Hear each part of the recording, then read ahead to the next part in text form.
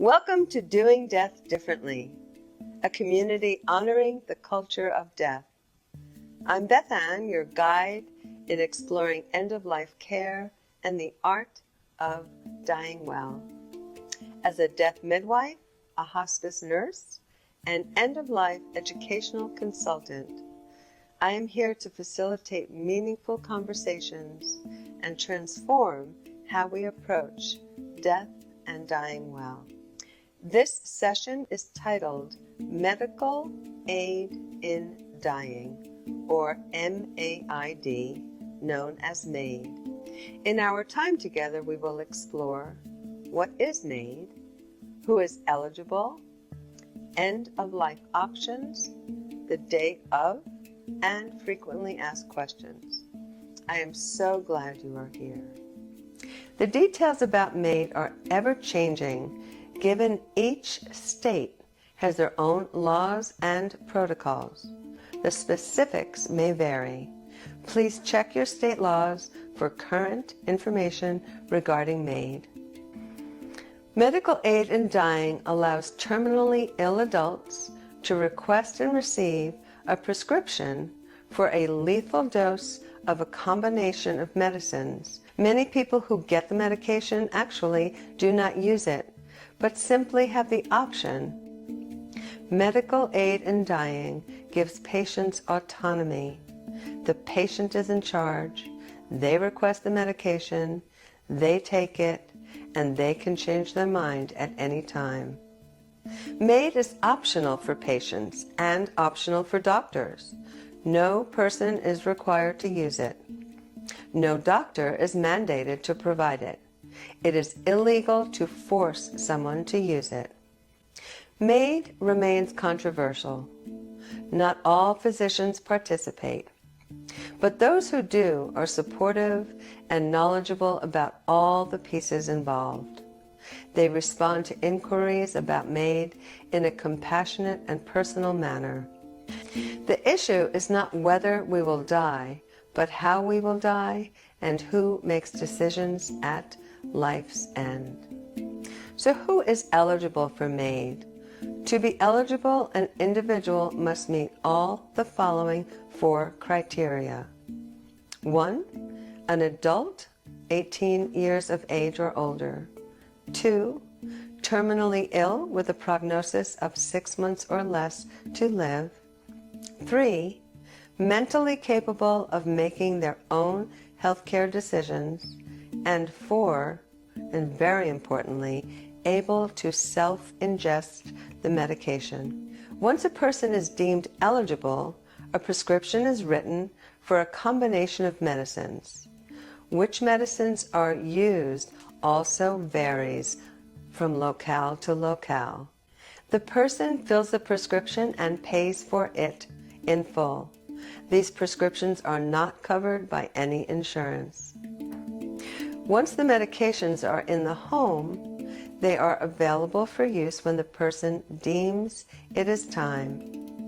They pick an agreed day and time. A medical professional is also present at the time of ingestion. Often it is someone from hospice. There are several safeguards in place for MAID. The physician must inform the person requesting MAID about other end-of-life options. These include palliative care, hospice care, VSED, pain control, and palliative sedation. The physician must inform the person requesting MAID that they can change their mind at any time. This patient right to change their mind includes deciding not to self-ingest the medication once they have obtained it. These core safeguards ensure that individual patient preferences, needs, and values are honored. On the chosen day, the day of ingestion, each person prepares in their own individual way.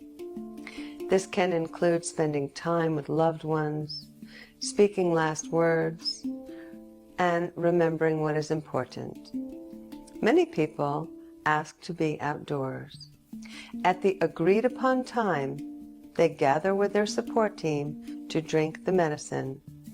They must be able to hold the cup independently and drink it in its entirety by themselves. Each situation is unique, as each of us is unique. Often the person goes to sleep within 5 minutes and is no longer breathing in less than 10 minutes.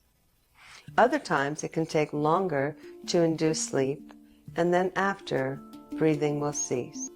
A person who seeks medical aid in dying already has a terminal prognosis of 6 months or less to live. They are not choosing to die, but rather a disease is ending their life. They are choosing not to prolong a difficult and painful dying process. Here's a really common question.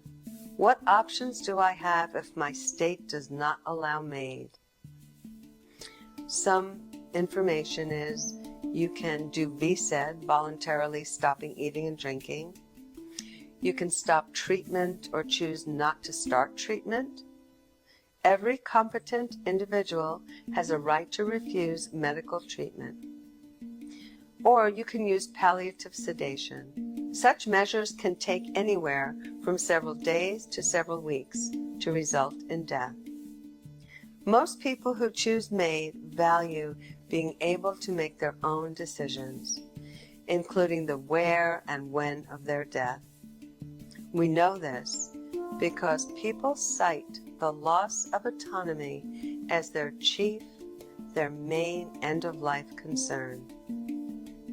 We often hear stories of family members also deriving peace of mind from knowing they will not have to helplessly endure watching a loved one die a long or tragic death. Various states support a person's choice to die with dignity. MAID is currently authorized in 11 states: Oregon, District of Columbia, Washington, Hawaii, Montana, New Jersey, Vermont, Maine, California, New Mexico, and Colorado. There are bills currently pending in 20 jurisdictions at this time. Thanks for listening to this conversation about medical aid in dying. As an end-of-life consultant, I'm here to transform your final journey into a meaningful, personalized experience. I offer comprehensive coaching programs and individual consulting sessions to guide you through this important chapter. My approach is rooted in compassion, expertise, and a commitment to empower you. To learn more about how we can embark on this important journey together, please visit my website, BethannDuval.com. Your final chapter is important. Thank you.